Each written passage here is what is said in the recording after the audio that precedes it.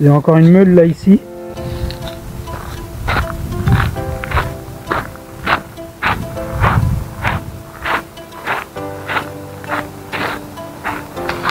Bon, voilà, juste derrière moi, le moulin de Florac. Allez, j'ai les petites notes là, j'ai regardé. Donc je me suis renseigné en même temps, vous voyez. Moi, même en rando là, ça, moi tant qu'il y a de l'histoire, qu'il y a des trucs à découvrir, eh ben, je vous fais profiter. C'est normal quoi, en fait. J'ai plus de mots là. Allez, on est parti pour l'histoire, c'est parti. Ancien moulin à blé et à huile du XVIe siècle, le moulin de Florac a été presque entièrement reconstruit à la fin du XIXe siècle. Son architecture est en Charente assez commune. Belle pierre de taille, baie en plein cintre à l'étage, abandonné pendant plusieurs décennies, il a été transformé en moulin en papier en 1978. Par Monsieur Lacombe, descendant d'une famille de papetiers depuis 4 générations. Confronté à des difficultés financières, cette tentative a été relayée par une association, les Amis de la tradition papetière. Ça c'est super. D'Angoumois et des provinces voisines, qui a relancé l'activité de ce moulin où l'on fabrique du papier à la cuve à partir de lin et de coton selon les techniques du XVIIIe siècle. Donc, eh ben, très belle histoire de ce moulin à blé à huile qui a été transformé en moulin à papier. Et nous allons se diriger par ici et j'espère vous faire montrer le château de Florac. Allez, c'est parti. Donc voilà, juste derrière moi, nous avons le château de Florac. Donc, bah là c'est fermé, mais bon, après je pense que c'est une propriété privée, parce que c'est marqué propriété privée, tout ça. J'essaye de faire 2-3 images et je vous raconte l'histoire après. Allez, on y va?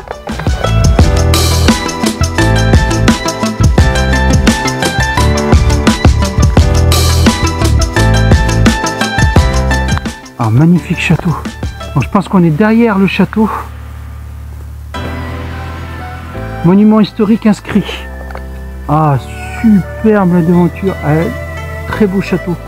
Bah, hop, magnifique.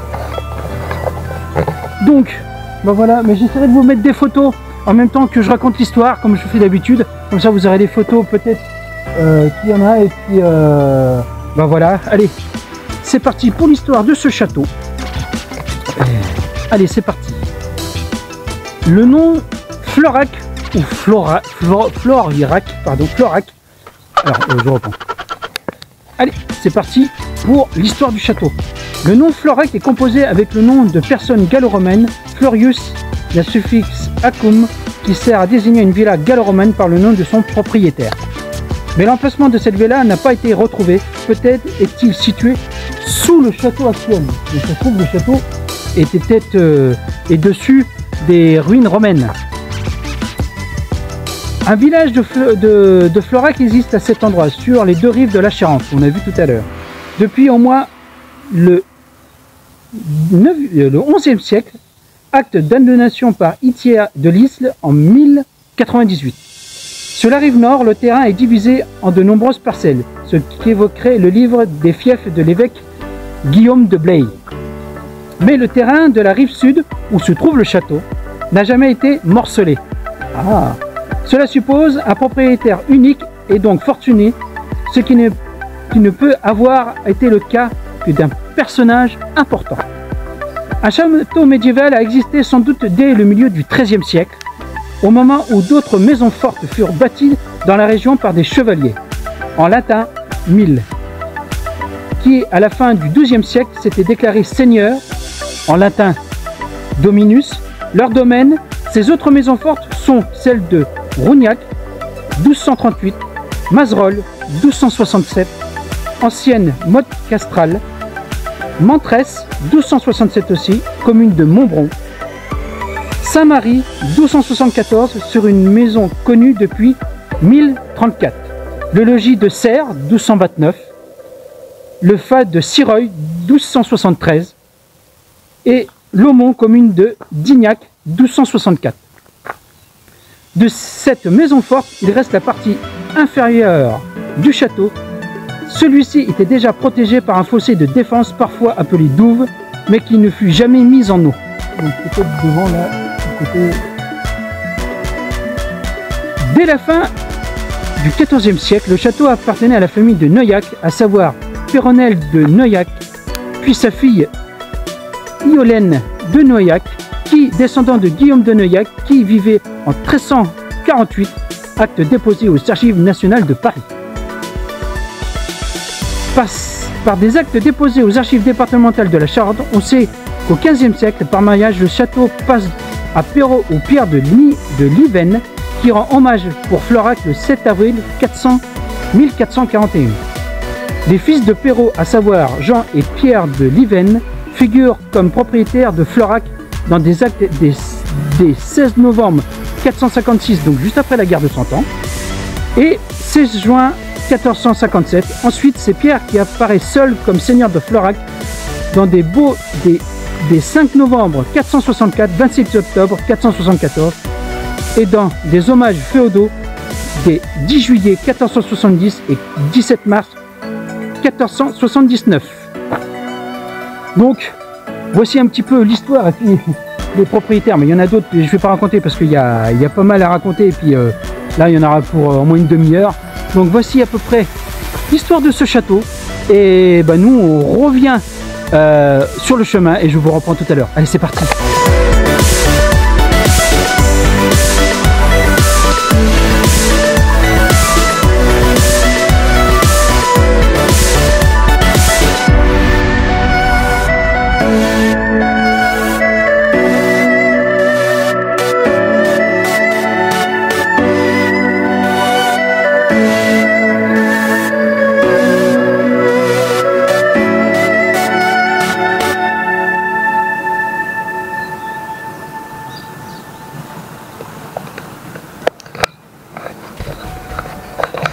Donc voilà, je viens de quitter donc le château de Florac et le moulin à vent. J'espère que ça vous plaît. Bah, c'est une petite embardée de 500-600 mètres, pas plus. Donc allez voir, c'est magnifique. Et moi je continue mon chemin au bord de la Charente parce que là c'est super beau aussi. Allez, regardez-moi ça, c'est superbe. Allez, on va s'enfoncer là-dedans.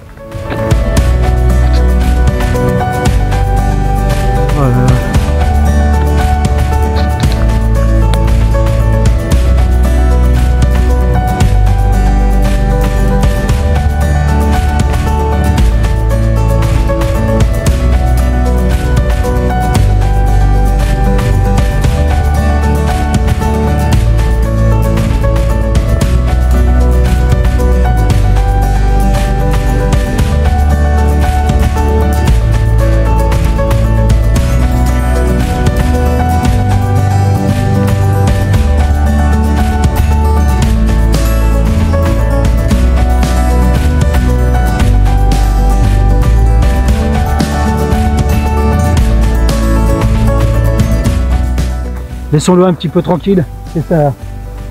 Tu prends ton bain, Coco. Allez, oh, aujourd'hui c'est magnifique, hein. Les belles rencontres, la belle nature, ben, la preuve avec ce signe là. Donc dire que le printemps ça y est là, la vie reprend. Je vois beaucoup de gens courir, marcher, faire du vélo. Ah, c'est cool, voilà. Puis en plus j'ai dégagé tout ce que j'ai, maintenant je suis en t-shirt, il fait super bon. Donc, et puis au bord de ma belle Charente qui se trouve juste derrière moi, avec un beau chemin ici. Donc, bah voilà quoi. Voilà. Allez, on est parti.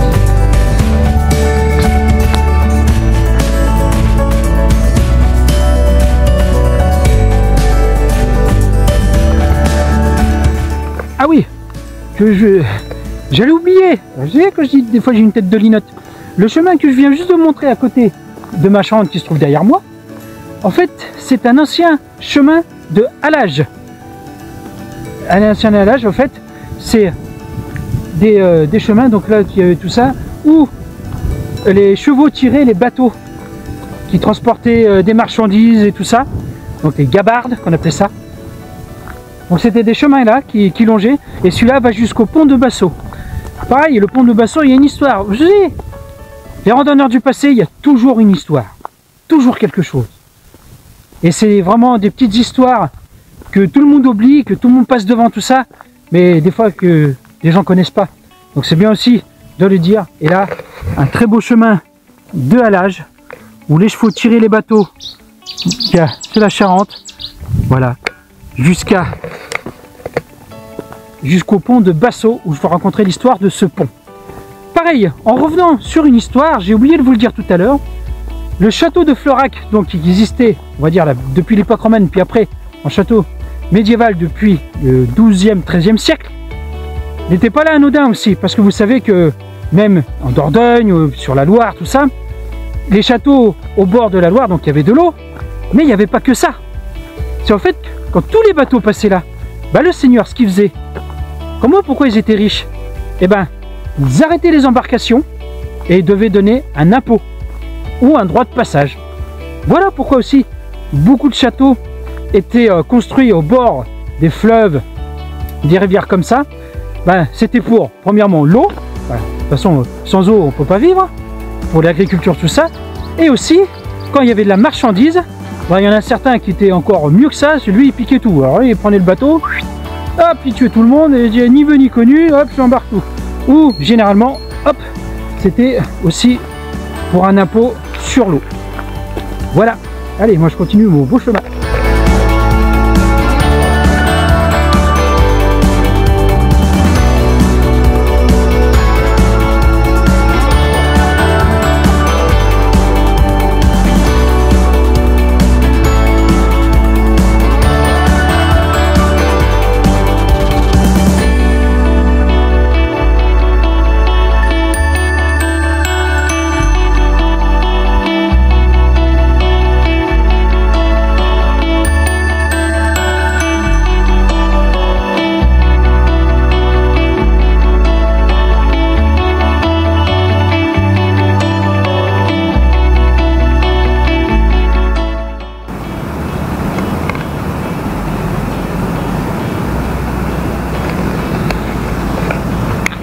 Bon, je me trouve à l'écluse de Bassaux.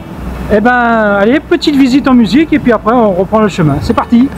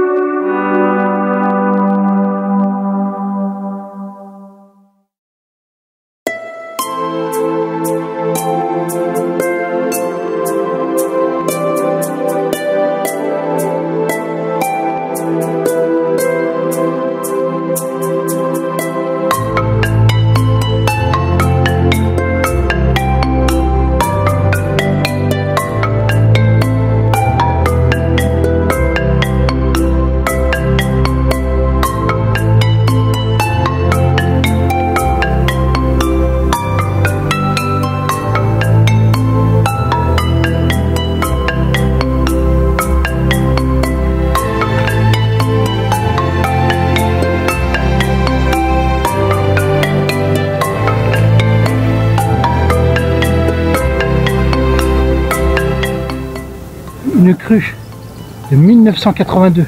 Elle était terrible. Vous voyez où elle est montée l'eau? Là. La Charente, elle est là. Elle a monté jusqu'au... C'était une crue monstrueuse. Je crois que même il y a eu, je crois qu'il y a eu des décès, il y a eu énormément de dégâts. Allez, regardez devant moi. On arrive au pont, on se met dessous et je vous raconte un peu l'histoire. C'est parti.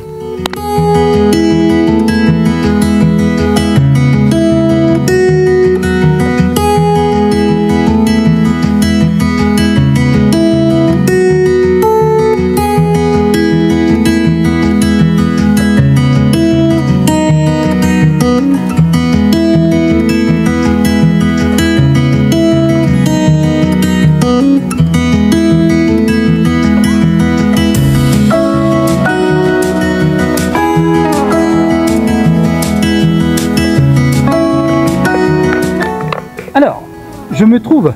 Ah, il y a un petit peu d'écho, excusez-moi. Je vais peut-être décaler un petit peu. Je me trouve sous le pont de Bassaux et elle a une histoire. C'est parti, j'ai mes petites notes. Allez, pont de Bassaux, ancien gué, donc Basse-Haut, fut transformé en pont par les Romains qui installèrent un port à cet endroit. Donc ici, il y a 2000 ans, il y avait un pont et il y avait un port à cet endroit. Ce pont a longtemps été le seul sur la Charente avant le quartier de Saint-Cybard. Un bac l'a remplacé au XVIIe siècle, un pont suspendu en 1852 avant la construction du pont actuel en 1894. Donc, vous voyez que là, ça existe depuis déjà 2000 ans. On a été exploité ici depuis 2000 ans. Donc voici le pont de Bassaux et son histoire. Donc avec toujours une magnifique Charente. Là. Et puis nous, je continue sur ce merveilleux chemin.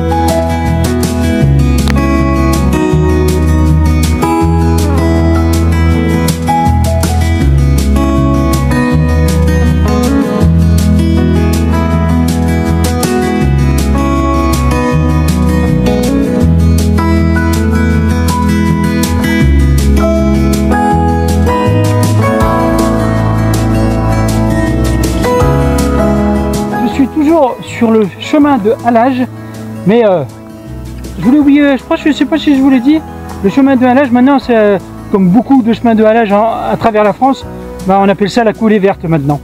Voilà, je crois que je vous l'ai pas dit. Donc on continue. Elle est belle ma Charente, elle est belle.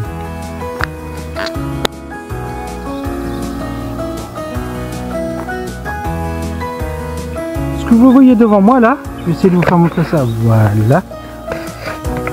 Petite île là sur la Charente. Il faut savoir que la Charente compte à peu près plus de 200 petites îles. Dont on va revenir aux îles mystérieuses d'Angoulême, où j'ai fait une vidéo avec le youtubeur Runner Vagabond et mon ami, donc Bruno de la chaîne Runner Vagabond. Allez voir sa chaîne aussi, elle est superbe, qui parle d'autres aspects de la Charente.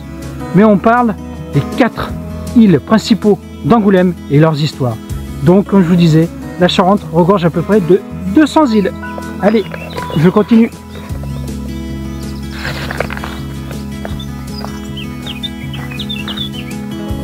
Petit panneau, les chemins des poudriers. Bon, on va raconter un petit peu cette histoire-là.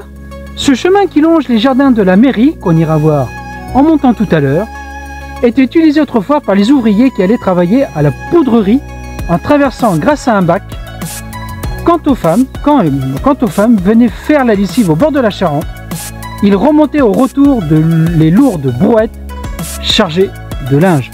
Donc, quand les hommes allaient au bac à la poudrière qu'ils devaient trouver juste en face de nous, là, quand ils revenaient, pour aider les femmes à remonter le linge jusqu'au haut là-bas, à la mairie. On va monter ensemble et vous faire montrer ce jardin merveilleux. C'est parti! Ce qui est bien, c'est que vous avez un petit panneau explicatif sur l'histoire du château de Fléac, le logis de Chalonne. Donc, logis de Chalonne, l'origine du fief remonte au XIIIe siècle, mais le logis actuel date au milieu du XVIIIe siècle. Et l'église Notre-Dame et le doyenné qu'on a rencontré tout à l'heure. Et nous, on va monter par ici, ce chemin-là. Donc, le chemin des poudriers mène jusqu'au jardin et à la mairie, qui a une histoire aussi. Allez, suivez-moi pour la montée, c'est parti.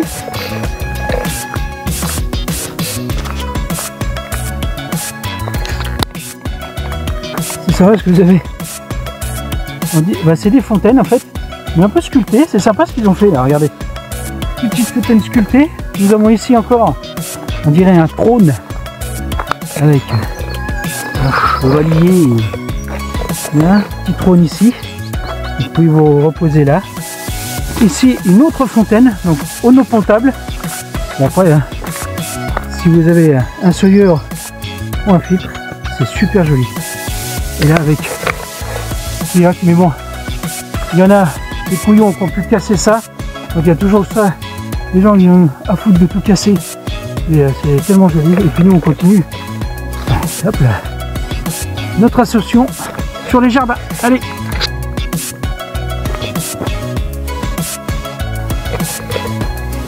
Hop.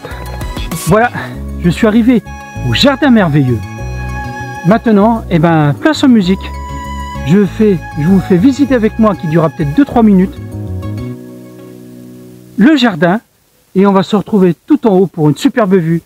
Et juste à côté de la mairie, où là je vais vous raconter un peu l'histoire de cette mairie. On y va? C'est parti. I know you told your friend you're not okay. And tell me what's wrong and why you never said you felt that way. And guess you're trying to stay strong and fake a smile until I look away. But I've known you too long, it hurts to watch your blue eyes fade to gray as you fade away, as you fade away.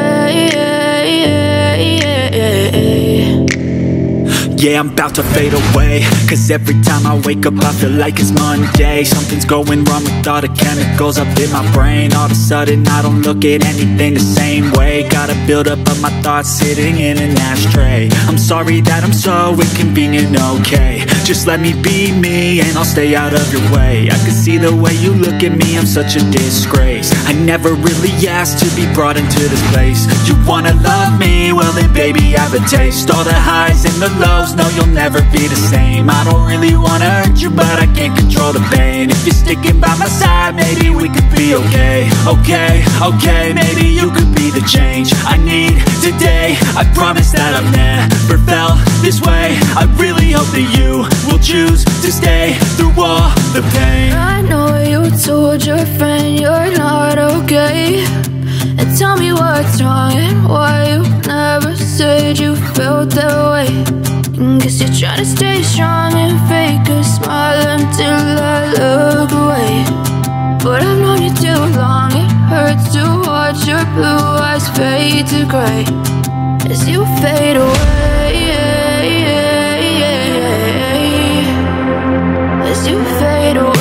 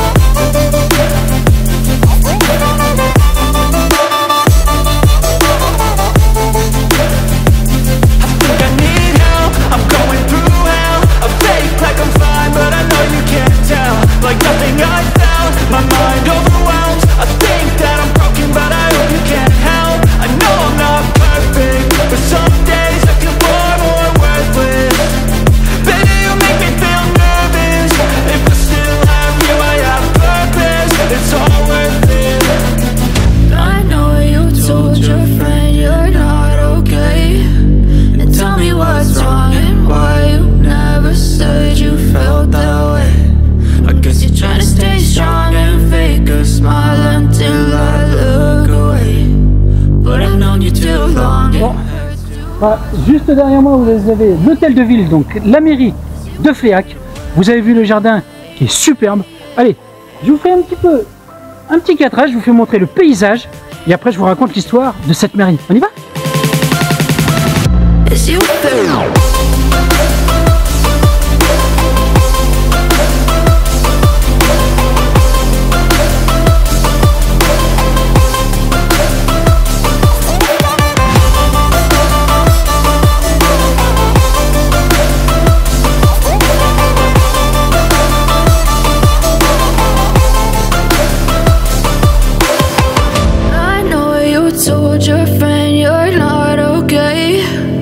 Tell me what's wrong and why you never said you felt that way. Guess you're trying to stay strong and fake a smile until I look away.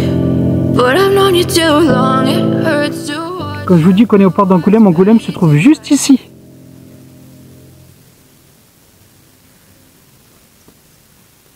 Allez, je vous raconte l'histoire de la mairie. Donc voilà, une très belle mairie qui est derrière moi. Donc j'ai toujours mes petites notes, Joe la note, hein, comme on dit.